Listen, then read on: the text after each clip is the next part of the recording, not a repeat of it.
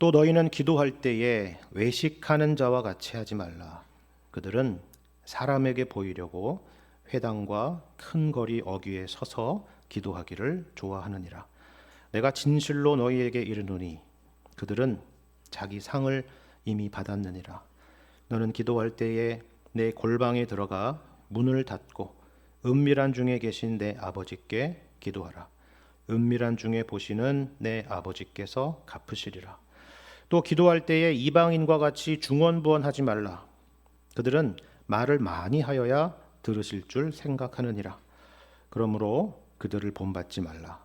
구하기 전에 너희에게 있어야 할 것을 하나님 너희 아버지께서 아시느니라. 아멘. 우리가 지난주 주일에 예수님 당시에 유대인들이라고 하면은 반드시 해야만 하는 경건의 의무가 세 가지가 있었다라고 말씀을 드렸습니다. 그것이 바로 구제와 기도와 금식이라고 말씀을 드렸죠. 그래서 지난 주일에 구제에 대한 말씀을 우리가 함께 살펴봤고요. 오늘은 기도에 대한 말씀이고, 그리고 다음 주일에 금식에 대한 말씀을 함께 살펴보려고 합니다. 그런데 여러분이 성경을 보시면 아시는 것처럼 이 세 가지 중에서 유독 이 기도에 대한 내용이 특별히 가장 길게 설명되고 있습니다. 5절부터 15절까지 모두 다 기도의 내용입니다. 그리고 여기에는 우리가 잘 아는 예수님이 가르쳐 주신 기도, 주기도문이 있습니다. 이 세 가지 중에 기도가 가장 긴 내용을 차지하고 있다는 것은 어떤 의미일까요? 그것은 기도가 우리의 신앙과 경건에 있어서 그만큼 중요하다라는 의미입니다. 구제나 금식은 매일 하는 것은 아니잖아요. 그렇죠? 하지만 기도는 성도의 생활에 가깝습니다. 일단 우리는 오늘 이 시간처럼 예배를 중심으로 살아갑니다. 예배에는 우리가 한 마음으로 드리는 기도가 있죠. 기도 시간에 기도만이 아니라 우리가 함께 찬송하는데 찬송도 마찬가지로 곡조가 있는 기도인 셈입니다. 그리고 우리는 매일매일 주님을 의지하면서 하나님께 기도로 나아갑니다. 쉬지 말고 기도하라 라는 말씀이 있지 않습니까? 또 중요한 일이 있을 때만이 아니라 오직 모든 일에 기도와 간구로 너희 구할 것을 감사함으로 하나님께 아뢰라 라는 말씀도 있죠. 이처럼 기도라고 하는 것은 성도들의 삶이고 호흡이고 일상인 것입니다. 하지만 기도라는 것은 항상 어렵습니다. 왜 어려운지 아십니까? 그 중에 하나는 우리의 기도를 받으시는 하나님이 우리 눈에 보이지 않기 때문에 그렇습니다. 기도하다 보면 여러분 그런 경험 있지 않습니까? 내가 지금 뭘 하고 있지? 정말 하나님이 내 기도를 들으시는 걸까? 그냥 내 혼잣말로 중얼거리는 것은 아닌가? 그런 생각이 들 때가 분명히 있죠. 그래서 기도가 참 어렵습니다. 그런데 당시에 예수님의 제자들조차도 기도는 쉬운 것이 아니었던 것으로 보입니다. 그래서 누가복음 말씀을 보면 제자들이 예수님에게 저희들에게 기도를 가르쳐 주십시오라는 그런 부탁이 있습니다. 그래서 가르쳐 주신 기도가 주기도문이라는 기도죠. 그런데 예수님은 이처럼 기도에 대한 이론적인 가르침을 주셨을 뿐만이 아니라 기도의 본을 보이시면서 기도를 가르쳐 주시기도 하셨습니다. 이 모든 것들이, 이 모든 내용들이 가리키는 것은 분명합니다. 그것은 뭐냐면 하나님께서는 우리가 기도의 사람이 되기를 바라신다라는 것입니다. 그리고 우리가 기도할 때에 바른 기도, 옳은 기도를 하기를 바라신다라는 거죠. 오늘 본문의 말씀도 여기에 대한 강조가 있습니다. 오늘 설교의 제목은요, 여러분 보신 것처럼 누구를 향한 기도인가라는 거죠. 그죠? 사실 이 질문은 너무나도 쉬운 질문입니다. 이건 객관식으로 물어볼 필요도 없어요. 그렇죠? 주일학교 아이들에게 물어봐도 이거는 틀림없이 대답을 할 겁니다. 영아부에게 물어보면 혹시 모르라도 대답을 다 할 거예요. 하지만 예수님께서는 지금 무슨 말씀을 하시냐면 너희들이 이 쉬운 질문을 늘 틀린다는 것입니다. 자, 그렇다면 우리는 과연 누구를 향해 기도를 해야 될까요? 쉬운 질문에 한번 답을 해보십시오. 하나님께 기도를 드려야 되죠, 당연히. 그렇죠? 이걸 모르는 사람이 있겠습니까? 없죠. 그런데 흥미로운 것은 오늘 본문에서 예수님께서 지적하시는 내용을 보세요. 사람들이 하나님을 향해 기도하지 않는다는 것입니다. 하나님께 기도하지 않는다는 거예요. 그렇다면 사람들은 과연 누구를 향해서 기도할까요? 오늘 본문에 두 가지 잘못된 방향을 지적해 주고 있습니다. 하나는 하나님 대신에 우리의 기도가 사람을 향하고 있다는 것입니다. 자, 5절을 한번 보세요. 5절 말씀. 또 너희는 기도할 때에 외식하는 자와 같이 하지 말라. 그들은 사람에게 보이려고 회당과 큰 거리 어귀에 서서 기도하기를 좋아하느니라. 내가 진실로 너희에게 이르노니 그들은 자기 상을 이미 받았느니라. 그렇죠? 여기 보이시죠? 이런 식의 기도가 있다는 겁니다. 기도가 하나님을 향하는 것이 아니라 사람에게 보이기 위해서, 다시 말해서 사람을 향하는 기도가 있다는 거예요. 근데 흥미로운 것은 이거예요. 이런 사람들은, 사람을 향해 하는 기도를 하는 그런 사람들은 기도할 줄을 몰라서 그렇게 기도하는 것이 아니다라는 거예요. 우리도 보통 처음에 가정 예배를 드리거나 어린아이에게 기도를 가르치다 보면은 아이들이 처음에는 부모에게 배운 대로 그렇게 기도를 조금씩 따라할 때가 있죠. 아직 하나님이 누구신지 잘 모르고 기도를 먼저 배우게 될 때 아이들은 엄마 아빠를 의식하고 기도할 때가 있습니다. 엄마 아빠가 이렇게 기도했지. 그래서 그걸 따라서 기도하는 것이죠. 그리고 엄마 아빠를 흉내내고 그렇게 기도할 때가 있는 것입니다. 물론 그런 시간들을 통해서 기도를 배우고 또 하나님을 알게 되는 것이죠. 근데 여러분, 여기 5절에서 언급하는 사람은요, 어린 아이들이 아니에요. 기도의 ABC를 배워야 되는 이제 막 신앙생활을 시작한 사람들의 이야기가 아니라는 것입니다. 그럼 누구예요? 누가 회당에서 기도해 주십시오라는 기도 부탁을 받았을까요? 또 누가 큰 거리 어귀에 서서 기도하기를 좋아하겠습니까? 우리가 복음서나 사도행전의 말씀을 보면은 당시에 회당에서 예배드리는 모습이 어떠했는지를 짐작해 볼 수 있는데요. 먼저 회당장이 성경을 어떤 일정한 본문을 읽고 나면은 그 중에 그 말씀을 그 회중들에게 가르칠 수 있을 만한 사람에게 설교를 부탁하는 일이 있었습니다. 그래서 사도 바울은 이것을 10분 활용해서 회당을 중심으로 선교 사역을 감당했다는 것을 우리는 알 수가 있습니다. 예를 들어서 회당장이 구약 이사야 선지자의 말씀을 어느 부분을 읽으면은 사도 바울이 나와서 여러분, 여기 이사야서에 나와 있는, 가리키고 있는 바로 그분이 예수님이십니다라는 식으로 설교를 하는 것이죠. 그런 식으로 복음을 전하는 것입니다. 그러면 회당에서 예배를 마치고 사람들이 그것에 대해서 좀 자세히 설명해 주실 수 있습니까? 그러면 따로 모임을 가져서 그들에게 복음을 전하는, 그와 같은 방식으로 복음을 전했던 것입니다. 여러분, 사도행전을 읽어보시면 그것을 잘 아실 수 있을 것입니다. 마찬가지로 이 회당에서 기도할 때에 아무나 대표 기도로 세우지는 않았겠죠. 그렇죠. 나이로나 연륜으로나 그리고 신앙적으로나 모범이 될 만한 사람을 기도로 세우지 않았겠습니까? 오늘날 교회에서도 그런 분들을 예배 시간에 기도자로 세우는 것과 마찬가지입니다. 자, 그렇다면 이번에는 큰 거리 어귀에 서서 기도하는 사람은 또 누구였을까요? 어떤 사람은 이것이 단지 과장이 아니냐 이렇게 생각하는 사람들도 있습니다.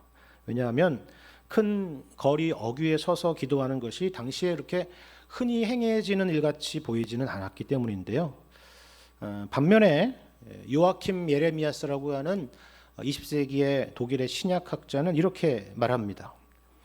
이런 기도의 배경이 당시 오후의 제사 시간인 오후 3시쯤이었을 거다라는 것이죠. 일정한 사람들은 성전에 모여서 기도를 할 그때에 성전 밖에서 기도하는 사람들을 위해서도 또 예루살렘 밖에 있는 사람을 위해서도 기도 시간을 알리는 큰 나팔을 불었던 것이 있다라는 것입니다. 여러분이 혹시 이슬람 국가를 가보시면은 이게 어떤 의미인지 아실 거예요. 시간이 되면은 방송이 나옵니다. 코란을 막 읽죠. 그렇죠? 기도의 시간이 되었다라는 그런 의미인 것입니다. 비슷한 것이다 생각이 들어요. 그래서 여기 5절에 나와 있는 말씀처럼 이 시간에 어떤 외식하는 사람들은 그 나팔이 울리는 시간에 딱 맞춰서 일부러 군중들이 많이 있는 그들 사이에 우연히 이렇게 있게 돼서 어유 기도 시간이네 라고 마치 모르는 것처럼 몰랐던 것처럼 그렇게 계획을 해서 많은 사람들 앞에서 기도를 했다라는 것입니다. 기가 막히죠. 여러분 그런 생각을 하고 그리고 그런 행동을 할 수 있다는 것 자체가 보통 사람은 아닌 것입니다. 그렇죠? 아마도 이스라엘의 랍비와 같은 종교 지도자쯤은 되었겠죠. 이처럼 신앙의 초보도 아닌 사람들이 응당 하나님께 향해야 될 기도가 사람들을 향했다는 것에 우리는 놀라야 되는 것입니다. 주로 이런 일들은 신앙의 연륜이 조금 오래된 분들이 빠지기 쉬운 문제다라는 것이죠. 정말 그렇지 않습니까? 우리 목사님은 참 기도의 사람이십니다. 우리 장로님, 우리 집사님, 우리 권사님 대표 기도하실 때 참 은혜를 많이 받았습니다. 아니 어떻게 그렇게 기도를 잘하세요? 그러면 기분이 좋지 않습니까? 그렇죠? 물론 기분이 나빠야 된다는 말이 아니에요. 그렇죠? 준비 안 된 기도를 하라는 말은 더더욱 아닙니다. 칭찬을 들으면 좋죠. 칭찬을 싫어할 사람이 어디 있겠습니까? 그리고 칭찬과 격려 속에 더 나은 기도, 더 좋은 기도, 더 하나님이 기뻐하시는 기도를 해야겠구나라고 다짐을 하기도 하죠. 항상 그 방향으로 가면 얼마나 좋겠습니까? 그런데 우리가 참 연약해서 우리는 이런 칭찬 속에서 하나님만을 향해 될 기도가 어느 순간 조금씩 사람을 향하고 사람을 의식하는 기도로 바뀌어갈 수 있다는 것입니다. 뭔가 영적으로 보이고 싶고 뭔가 대단해 보이고 싶고 그런 마음에 기도가 다른 방향으로 가는 것이죠. 그런데 여러분 5절 하반절에 주님이 뭐라고 말씀하십니까? 내가 진실로 너희에게 이르노니 그들은 자기 상을 이미 받았느니라 라는 거죠. 당연하죠. 하나님을 향해야 될 기도가 사람을 향했기 때문입니다. 그래서 사람에게 보상을 받는 거예요. 슬픈 이야기입니다. 안타까운 이야기죠. 또 다른 잘못된 기도의 방향이 있는데요. 이번에는 하나님 대신에 자기 자신을 향하는 기도입니다. 여러분 7절을 보십시오. 이렇게 말씀합니다. 또 기도할 때에 이방인과 같이 중언부언하지 말라. 그들은 말을 많이 하여야 들으실 줄 생각하느니라. 자, 이번에는요 이방인과 같은 기도입니다. 자, 일단 이것을 먼저 여러분 아셨으면 좋겠습니다. 당시의 유대인들은요 자신의 행동들이 다른 사람도 아니고 이방인들 심지어 이교도들과 비교되는 것 그 자체가 굉장히 수치스러운 일이었습니다. 여러분 성경을 보시면 유대인들이 사마리아 사람들을 얼마나 경멸했습니까? 그렇죠? 과거에는 뿌리는 같았지만 나중에는 혈통적으로나 종교적으로 너무나 서로 다른 길을 갔기 때문이죠. 그래서 교제하는 것은 둘째치고 그들과 말을 섞는 것 자체도 굉장히 싫어했습니다. 하물며 그들보다 훨씬 더 멀리 있는 이방인들이겠습니까? 유대인들 입장에서 이방인들은 상종할 사람들이 아니었던 것입니다. 심지어 개로 여겨지던 사람들이 이방인들이었죠. 그런데 자신들을 이런 이방인들과 비교한다는 것 자체가 말이 되겠습니까? 더군다나 이방인들이 그들의 신들을 섬기는 방식과 자신들이 유일하신 하나님을 섬기는 방식을 이 두 가지를 서로 비교하고 있으니 이게 얼마나 황당하고 충격적인 말이겠어요. 우리도 주변에 믿지 않은 분들과 만나면 가끔 그런 이야기들을 듣지 않으십니까? 야, 뭐 기독교나 다른 종교나 뭐가 그렇게 다르냐? 보니까 다들 뭐 기도하는 내용도 똑같고 소원하는 것도 다 똑같고 그런 것 같은데 뭐가 됐든 간에 그냥 뭐 종교 생활만 열심히 하면 되는 거 아니냐? 그러면 복 받고 그런 거 아니냐? 왜 꼭 교회만 다녀야 되느냐? 이런 이야기들을 하지 않습니까? 근데 우리가 그런 이야기를 들으면 그 말이 뭐 옳고 그르고를 떠나서 다른 종교나 다른 신들과 우리가 믿는 하나님과 비교된다라는 것 그 자체가 사실은 기분이 나쁜 거죠. 마음이 편치가 않습니다. 당시 유대인들은 어땠을까요? 훨씬 더하면 덜했지 덜하진 않았다는 거예요. 근데 지금 그 얘기를 누가 하세요? 예수님이 하고 있습니다. 굉장히 센 말씀이죠. 굉장히 도전적인 말씀입니다. 근데 그렇지 않다고 자신 있게 말할 수 있다면 참 좋겠지만 그러지 못했다는 걸 보여주죠. 왜요? 여기 8절에서 그들을 본받지 말라라고 말씀하신 걸 봤을 때 그들의 신앙의 모습, 그들의 기도의 모습에서 이방인들을 닮아가려고 했다는 것을 볼 수가 있습니다. 자, 그렇다면 이방인들의 기도의 특징이 뭡니까? 그것은 말씀드린 것처럼 신을 향하는 것이 아니라 자신을 향한다는 것에 있다는 겁니다. 어떤 면에서 그렇습니까? 여러분 여기 중언부언이라고 하는 표현이 그걸 말해주고 있지 않습니까? 중언부언이라는 것은 같은 말을 무의미하게 반복하는 것을 말합니다. 그래서 다른 번역을 보면은 빈말을 되풀이한다 이렇게 번역되어 있습니다. 핵심은 이방인들의 기도가 이처럼 이해할 수도 없는 이상한 소리로 이루어졌다는 게 아니라 쓸데없이 길어지고 무의식적으로 반복된다라는 것에 있습니다. 그렇다면 왜 이방인들은 이처럼 의미 없는 말을 많이 했을까요? 그 이유는 바로 이 기도가 말씀드린 것처럼 결국 자기 자신을 향하고 있었기 때문입니다. 여러분 7절 하반절에서 뭐라고 말하고 있습니까? 그들은 말을 많이 하여야 들으실 줄 생각하느니라 라고 되어 있어요. 그죠? 초점이 그들이 믿는 신에게 있는 것이 아니라 내가 기도하는 것, 내가 소원하는 것, 내 말을 들어야 된다는 것에 있다는 거예요. 아무리 종교적인 모양을 갖고 있어도 아무리 열심을 갖고 있어도 사실 중요한 초점은 여기에 있었다는 것입니다. 신에게 목적이 있는 것이 아니라 결국 내 목적을 달성하기 위해서 신을 수단 삼고 동원하는 것이죠. 그렇다면 왜 이방인들은 기도할 때 말을 많이 했는지 아십니까? 우리가 알다시피 당시의 이방인들은 유대인들처럼 유일하신 하나님만 유일신을 믿었던 것이 아니라 다양한 신들을 믿었죠. 다신교의 신앙을 갖고 있었습니다. 사도행전 17장을 보면요, 사도 바울이 그리스 아테네 지역을 지나고 있었는데요, 거기서 이런 설교를 하게 됩니다. 사도행전 17장 22절 말씀을 제가 읽어드리겠습니다. 바울이 아레오바고 가운데 서서 말하되 아덴 사람들아 너희를 보니 범사에 종교심이 많도다.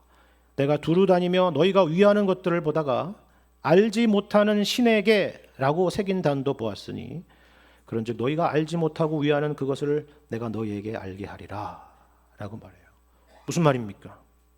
당시 아테네에는 우리가 알다시피 여러 신들을 섬기는 각각의 제단들이 있었는데 거기에는 심지어 뭐가 있었다고요? 알지 못하는 신에게라고 써있는 제단도 있었다는 것입니다. 여러분 그리스 로마 신화를 보면은 참 다양한 신들이 있지 않습니까? 뭐 다 외울 수도 없어요. 너무 많아서. 그렇죠? 신들의 왕인 제우스부터 그의 아내이자 가정의 신인 헤라, 바다의 신인 포세이돈, 전쟁의 신인 아테나, 하늘의 신인 우라노스, 뭐 산의 신, 들의 신, 뭐 바다의 신, 길의 신, 뭐 끝도 없습니다. 그죠? 상업의 신, 농업의 신, 공업의 신, 셀 수도 없어요. 이들은 근데 이 신들은 다들 각자만의 영역이 있어가지고 당시에는 이 제사를 지내는 사람들이 신들을 노엽게 하지 않기 위해서 신들의 이름을 부를 때에 굉장히 세심한 주의를 기울였다고 해요. 정확한 이름을 불러야 되고 발음도 정확해야 되고요.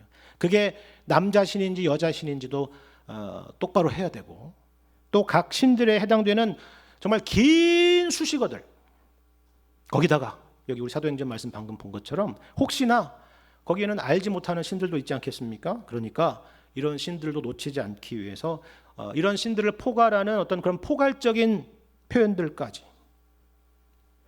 그러니까 정말 한번 이 신들에게 기도를 하려면 얼마나 많은 말들이 필요했겠습니까? 얼마나 세심한 주의가 필요했겠어요. 이방인의 기도가 이와 같았다는 것이죠.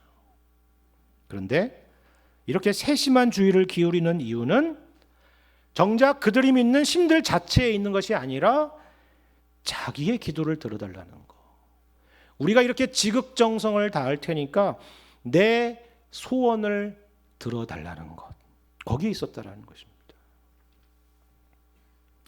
아무렴 그렇다고 우리의 기도가 그렇겠습니까? 여러분 그래요? 우리는 그렇게 생각할 수 있겠죠. 과연 그럴까요? 우리에겐 과연 그럼 이와 같은 모습이 없을까요? 이와 같은 모습도 없는데 예수님께서 제자들에게 그런 말씀을 하셨을까요? 예를 들어보죠. 한때 유행이었는데요. 지금은 하도 오래된 수십 년 전 이야기입니다. 그런 기도의 방식이 있었어요. 뭐냐면 우리가 기도할 때 아주 구체적으로 기도해야 된다는 것입니다. 구체적으로. 물론 구체적으로 기도한다는 것이 잘못되었다는 건 결코 아닙니다. 당연히 기도할 때 구체적으로 기도해야죠. 그런데 그게 문제가 아니라 어떤 주장을 했느냐면 우리가 기도 응답을 받지 못하는 이유가 우리가 하나님 앞에 구체적으로 기도하지 않았기 때문이라는 거예요. 자, 예를 들어 볼까요? 제가 아이패드 하나를 갖고 싶다 그러면 주님 아이패드를 갖고 싶습니다. 이렇게 기도하면 안 된다는 겁니다. 어떻게 해요? 몇 세대 아이패드를 원하는지, 아이패드 미니인지 에어인지 프로인지, 몇 인치짜리인지 11인치짜리인지 13인치짜리인지 아니면 용량은 몇 기가짜리인지 이렇게 구체적으로 기도해야 하나님이 그걸 주신다는 것입니다. 여러분 그런 기도 들어보셨죠? 네. 맞습니까? 하나님은 그렇게 구체적으로 기도해야 정확히 그걸 주시는 분이세요? 또 하나 예를 들어보죠. 우리가 쉽게 쓰는 말인데 기도가 쌓여야 된다 이런 표현들이 있습니다. 기도가 어느 분량만큼 쌓여야 기도가 응답이 된다 이런 말들을 종종 합니다. 물론 우리가 기도의 자리로 자주 나아가야 되고 하나님을 항상 의지해야 되는 것은 맞습니다. 당연히 그렇게 해야죠. 그런데 기도가 쌓여야만이 응답된다라는 것은 성경 어디에도 없습니다. 그것은 복음도 아니고 신앙도 아니고 기도도 아닙니다. 모두 다 초점이 어디 있어요? 하나님에게 초점이 있는 것이 아니라 응답 자체에 초점이 있죠. 그 응답을 위해서 그걸 목적해서 기도를 쌓고 또 쌓겠다는 거 아니에요. 이방인과 같은 기도입니다. 이처럼 예수님께서는 기도의 방향이라고 하는 것이 하나는 다른 사람을 향하고 또 다른 하나는 자기 자신을 향하는 그런 기도의 태도를 오늘 본문에서 지적하고 있는 것입니다. 자, 그렇다면 우리는 어떻게 기도를 해야 될까요? 어떻게 하면 우리의 기도가 다른 사람을 향하거나 우리 자신을 향하지 않고 진정으로 하나님을 향하는 기도가 될 수 있을까요? 여기에 대해서 예수님께서 역시 두 가지로 말씀을 하십니다. 먼저 우리의 기도가 사람들을 향하지 않고 하나님을 향할 수 있는 방법이 여기 있습니다. 여러분 6절 말씀을 보십시오. 이렇게 말씀합니다. 너는 기도할 때에 내 골방에 들어가 문을 닫고 은밀한 중에 계신 내 아버지께 기도하라. 은밀한 중에 보시는 내 아버지께서 갚으시리라. 당시 일반적인 평균적인 유대인들 집에 문이 달려있는 유일한 방은 옷장이나 창고였다라고 합니다. 그리고 이 방에는 창문이 없었다라고 하죠. 그래서 골방이라고 하는 것은 일종의 은밀한 곳을 의미하는 상징적인 의미로 쓰였을 것입니다. 자, 그렇다면 골방에서 문을 닫고 기도하라는 것은 어떤 의미일까요? 어떤 분들은 집안에 이와 같은 골방 같은 공간이 있는 분이 계실 것입니다. 그러면 거기서 기도해야만 한다, 그런 의미일까요? 물리적인 의미로 숨어서 비공개적인 곳에서, 은밀한 곳에서 기도를 해야만 한다는 말씀입니까? 그렇지 않겠죠.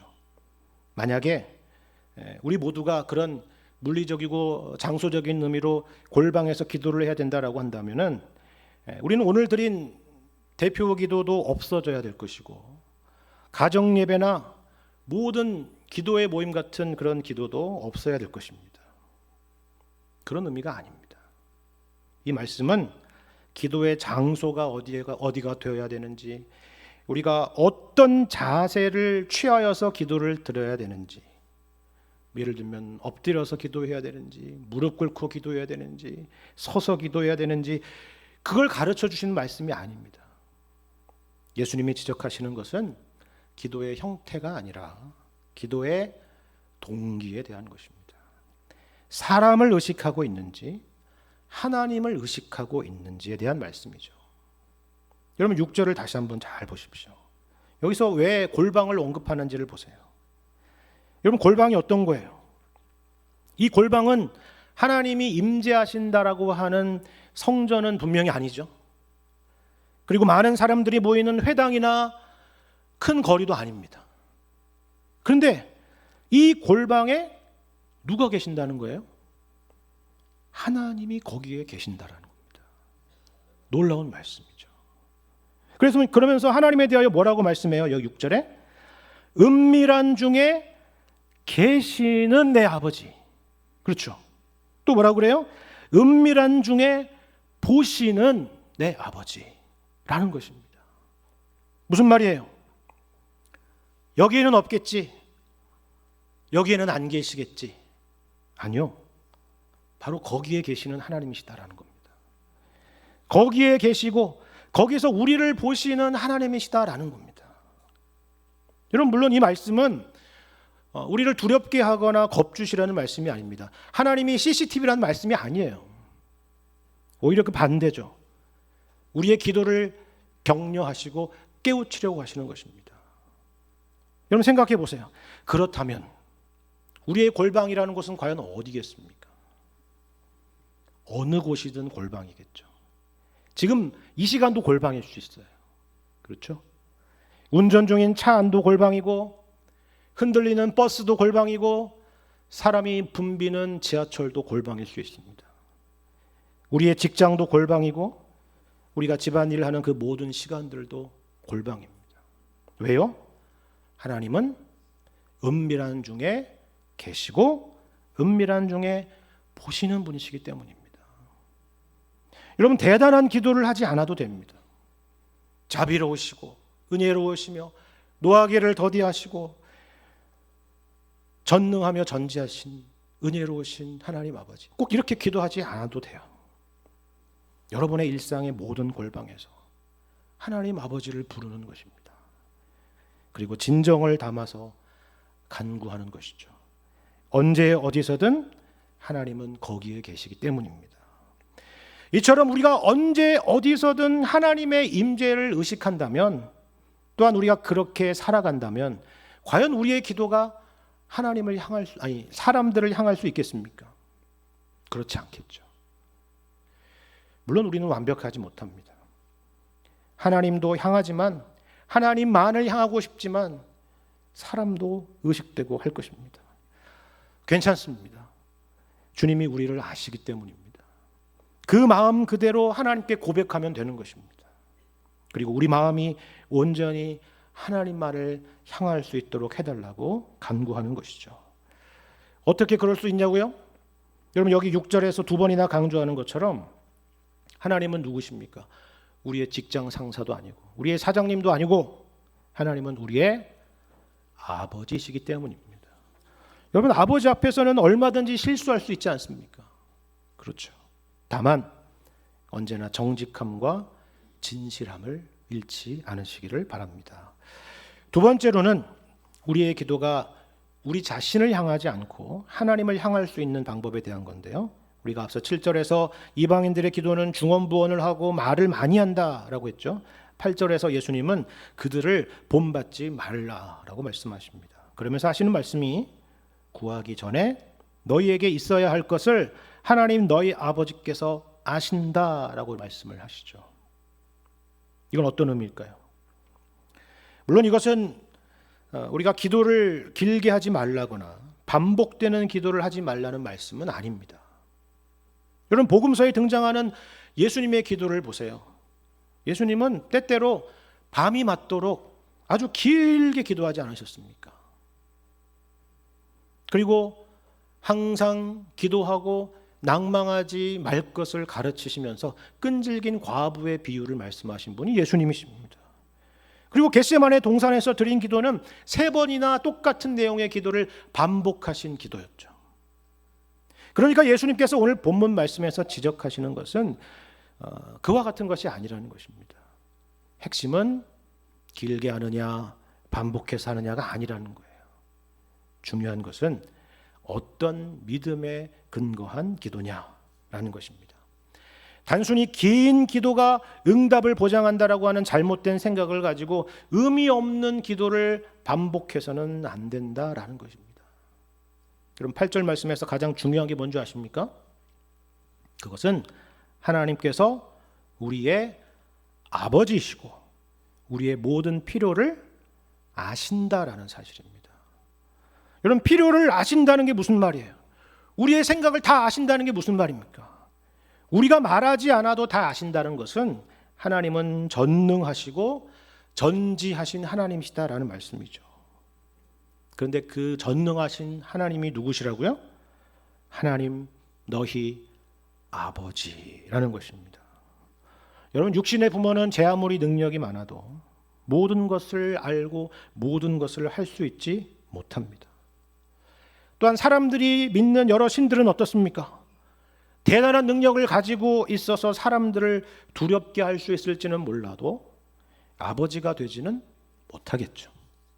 하지만 우리가 믿는 하나님은 전능하시며 동시에 우리의 아버지가 되시는 분이시다라는 것입니다. 여러분, 이 세상에서 가장 전능한 능력, 하나님 외에는 그 누구도 할 수 없는 능력이 무엇인지 아십니까? 크게 2가지가 있습니다. 하나는 무에서 유를 만드시는 창조의 능력, 그리고 죽은 사람을 살리는 구원의 능력입니다. 그런데 하나님이 누구십니까? 하나님은 우리를 창조하시고 우리를 위하여 예수님을 십자가에 내어주셔서 허물과 죄로 죽었던 우리를 살리신 분이시죠. 그리고 우리에게 성령을 보내주셔서 하나님을 아빠, 아버지라 부르게 하셨다라고 성경은 우리에게 말씀하고 있습니다. 이것이 바로 예수님께서 모든 것을 아시는 하나님께서 너희의 아버지라고 말씀하시는 이유인 것입니다. 자, 그렇다면 이런 질문이 갑자기 떠오르지 않습니까?